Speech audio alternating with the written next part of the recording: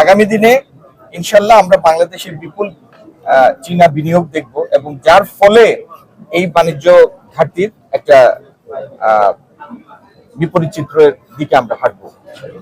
বাণিজ্য ঘাটতিটা হয় কম্পিটিটিভ অ্যাডভান্টেজ থেকে। সব পণ্যে সব দেশের কম্পিটিটিভ অ্যাডভান্টেজ থাকে না। চীন বড় দেশ, তার কাছে অনেক প্রাকৃতিক সম্পদ আছে এবং তার ইন্ডাস্ট্রিয়াল বেস, প্রোডাক্টিভ বেস অনেক শক্ত।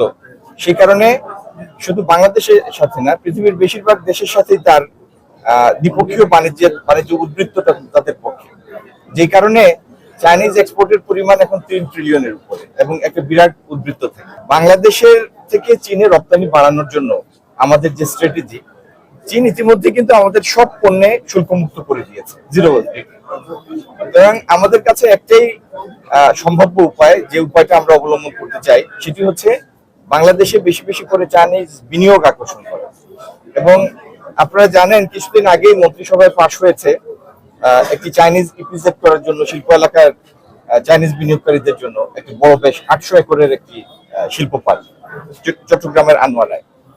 আমার বিশ্বাস আমাদের মাননীয় প্রধানমন্ত্রী চীন সফরের ফলে তিনি অনেক শীর্ষ চাইনিজ বিনিয়োগকারীদের, সম্ভাব্য বিনিয়োগকারীদের সাথে কথা বলেছেন। চীন সরকারের প্রধানমন্ত্রী থেকে শুরু করে প্রেসিডেন্ট শি জিনপিং সবার সাথে তার কথা হয়েছে। আগামী দিনে ইনশাল্লাহ আমরা বাংলাদেশে বিপুল চীনা বিনিয়োগ দেখব এবং যার ফলে এই বাণিজ্য ঘাটতির একটা বিপরীত চিত্রের দিকে আমরা হাঁটবো।